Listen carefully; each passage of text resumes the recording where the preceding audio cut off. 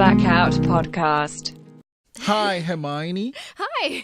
Like in Harry Potter. I can't get over that. That's okay. So you're the stage manager for Arcadia. Yeah. I'm the How did cast I mom. Cast mom. How did that happen? So I actually auditioned for a role in Arcadia. So I came to the first auditions and I didn't get a call back. So that was cool. But there were other auditions later on because they weren't able to cast somebody for the role of Gus. So I came back for those auditions and I wrote down that I had stage managing experience before. So I was called and asked if I wanted to stage manage. And I was like, hey, that's pretty good experience. So here I am. And so that means you had to be kind of deaf right from the beginning, right? All the way till now. How's that journey been for you? It's been very educational because, like a lot of the cast, I didn't know who Lord Byron was at all before the beginning of this, and I didn't really even understand what was happening in the play until probably December. And we've been working on it since October. So yeah, it's reading the actual text of the play. It's very difficult to pick up what's going on, but once you actually see people acting it out, it's much easier to pick up. Oh, okay. And you end up learning a lot through it. So Lord Byron, he is an he is an actual historical figure, but a lot of these characters in 1809 are fictional. But you can learn a lot about how a lot of historical research process happens from this show. Yeah. And like Lucia said, kind of how we're never gonna know for sure what's happening. We can only pick up the pieces and try. And so what does the stage manager do in a play? So what I do is I just take care of the cast, really. I take care of all my favorites. So at the beginning of the process, I just make sure everybody knows the call time. And as time goes on, once they start getting off book, I help them with their lines and I help them pick up if they forget a line during the rehearsing process. I can answer questions as to where we're going to be, what time we're going to be there. Just a lot of fundamental organization stuff. Yeah. And now at this point in the show, I'm actually working the lights in the light booth in the back. Oh, wow. So when the lights turn on, that's me. Are there any complicated lighting for the play? No, there aren't very many complicated light changes. We usually just have one light for each scene. Oh, okay. But we do have some interesting colors going on. So for 1809, we kind of have a purplish hue going on because that's more how rooms back then would have looked because they were using candlelight. And then for the 2019 cast, the light is a lot brighter, making the stage look like they had installed more. Oh, wait. So I remember Lucia had talked about that the last scene had everyone. How did you like that one? So we kind of started at the beginning more bright, like 2019. So the stage is a bright yellow and the background is just a bright blue. And then as the scene goes on, it goes from morning until evening. And then once it hits evening, the light transcends into a more purplish hue. So I think the last scene would actually be the most complicated lighting-wise because I need to get it right so that it transitions from day to night and I don't accidentally shut off all the lights in the stage. There was this one point in rehearsal a couple of days ago where we were going through the show with the light cues, I think for the first time. There was one point where people were coming out and I couldn't quite see what was going on, so I turned on the lights and it's just the other stage manager and she's just standing in the middle looking up blankly. And so that's the thing I am not going to do during the actual shows, I hope. And tell us a little bit about yourself. What's your background? What do you do now? So I am currently a student at the University of King's College Foundation Year program. So I obviously spend a lot of my time reading. And I've done performances with Neptune Theater's Youth Performance Company as a teenager. I mean, I guess I still technically am a teen, but I'm an adult teen. Yeah, and I am also doing Theater 1800 at Dalhousie as my arts elective. So what's that? It's an intro to acting course, basically. Oh, okay. So we do a bunch of different exercises, learning how to become comfortable with our bodies and moving our bodies. What does that ways. involve? So we have to learn different ways to kind of warm up our body. So we need to learn different ways to stretch. Like in the photo in the book, right? That's kind of something like that. Yeah, something like that. Because warming up is really crucial to giving a good performance, in my opinion. Because you can really tell when an actor goes on and they're really stiff and uncomfortable and just don't want to be up there. Versus when they're like their body is loose and you have so many more options when your body is loose, and especially for especially more for musicals, because you need to dance and use a lot more for your body. But for acting, you definitely need to have those different options available because you can be asked to do some really fun stunts. Are there any ones in the play? Sorry? Fun stunts in the play in Arcadia? I guess I would consider the waltzing a bit of a stunt, because there's one point at the end of the last scene where we have two couples dancing on stage, and they need to cross by each other 2 times. But the space is very small, and so trying to get them not to crash into each other while they're waltzing has proven to be a bit of a challenge. They do all this in the costume for the time, right? Yes, they do. So we have one couple that is from 1809, and then the other couple is one person from 2019, and the other person we're not sure. He shows up in all of the 2019 scenes until the end, and then you don't really know. Okay. So that's some spooky stuff. Come find out and see Arcadia. So you're in Kings and you're doing the Theater 1800 thing? Yes. So what else do you do? I've been doing this. Oh, yeah. I am also the first-year representative for the Day Student Society at King's. Okay. And so the goal of that society is to support students who don't live on campus or near campus. So we try to encourage them to come out to events, even if it might be difficult. So we'll do things like we'll cover the cost for them to go to formal meals, which at King's once a month they hold a formal meal, and so we all get dressed up in robes and we march into. Wait, I'm sorry, robes like yeah, like academic robes, like in Harry Potter. So, yeah, it's actually really cool, I promise. I'm not laughing because it's not cool. I'm just, I didn't know this. So clearly I've never been at King's. So yeah. Yeah. What are the colors of the robes? They're just black robes. Oh, everyone wears the same color. Yeah, everybody wears the same color. We all just wear black robes. So people usually dress up a little bit underneath. So people will wear like a nice dress or a dress shirt and dress pants. Every month? Once a month. Yeah, it's not necessary. You don't have to go.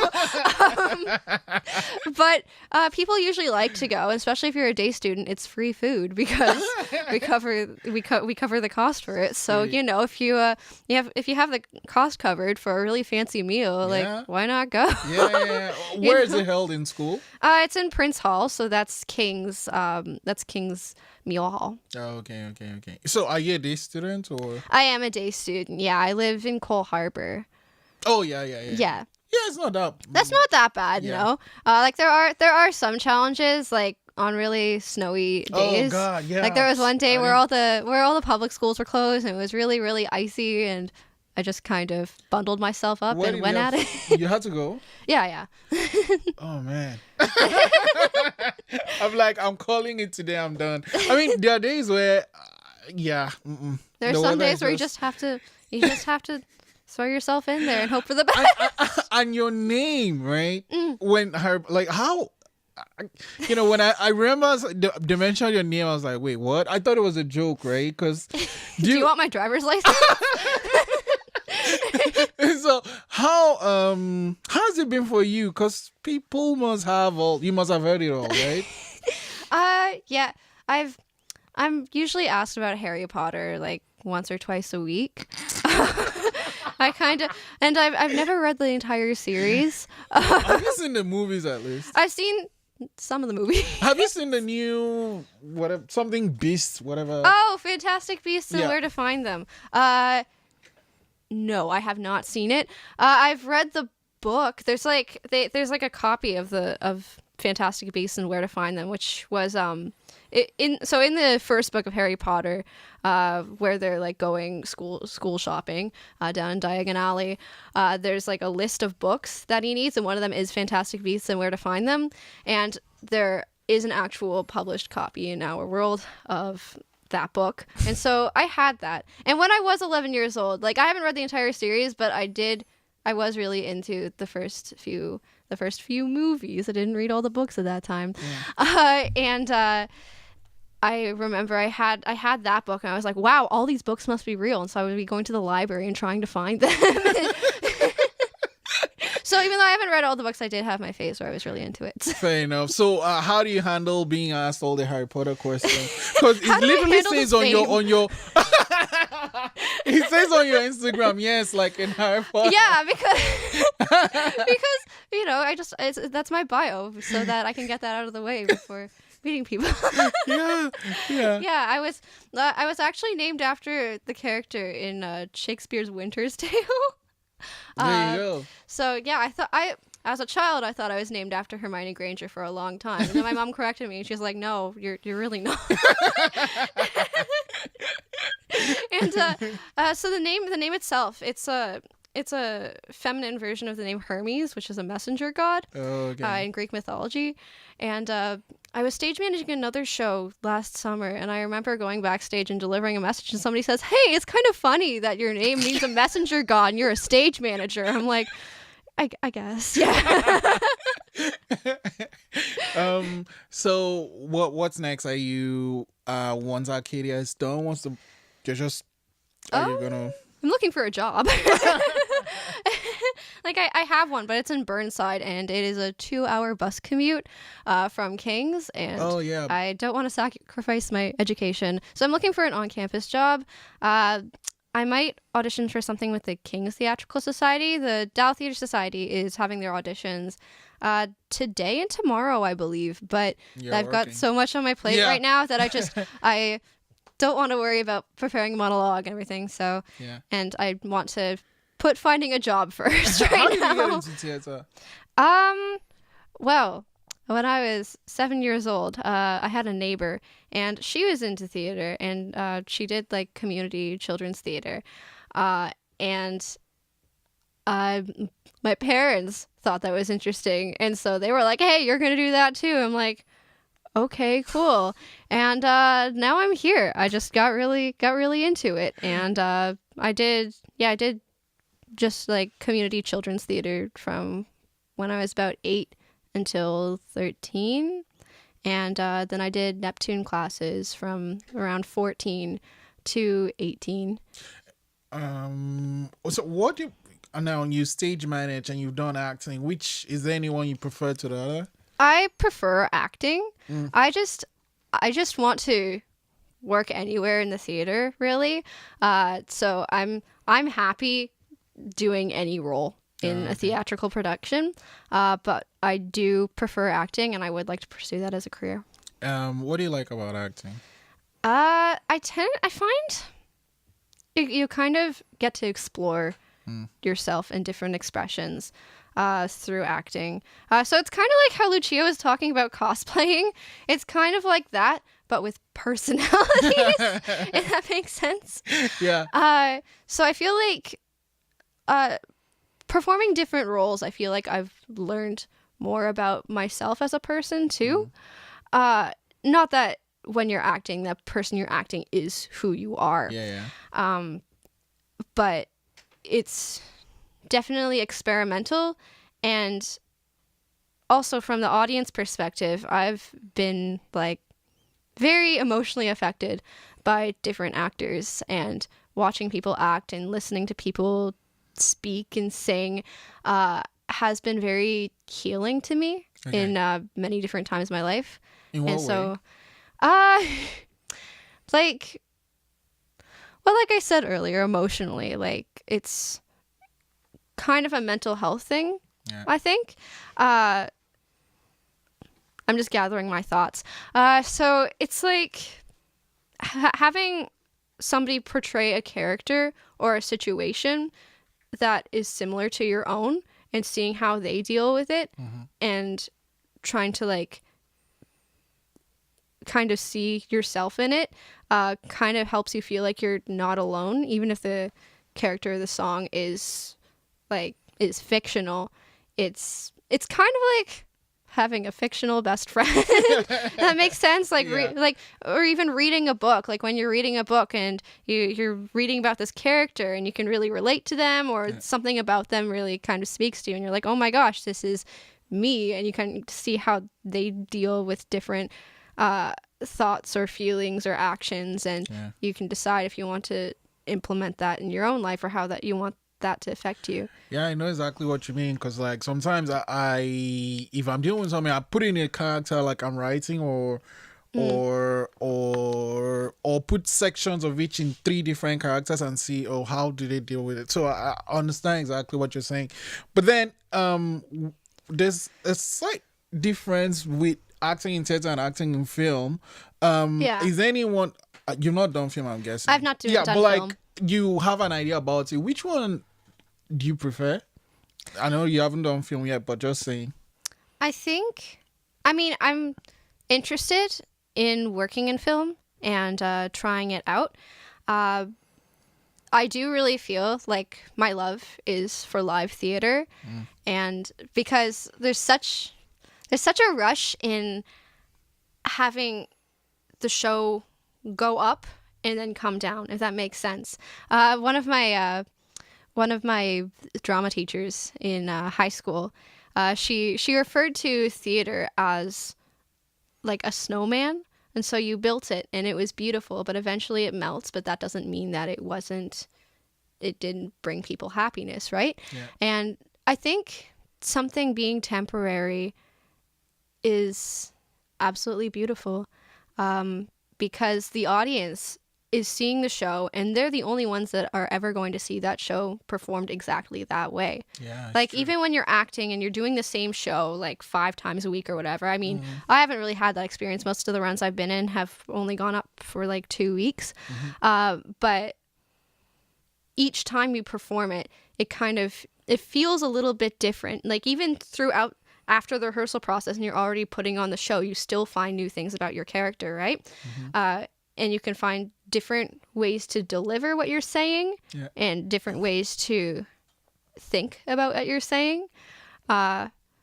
Like you might have performed a character as being uncomfortable, and then you realize that maybe your character finds something funny rather than uncomfortable or something like that. So the Blackout Podcast is giving away 2 tickets for the show on Wednesday, and there's a passphrase that you have to say. Do you want to share it? Lightning. Okay. Thanks for coming in today. I can't wait to find out what the algorithm part of the play is about. I learned what algorithms were from this play. I am an art student. I do arts. I do humanities. That's one thing I've learned. That's another thing I've learned from this play. Thanks for coming in today. Thank you very much.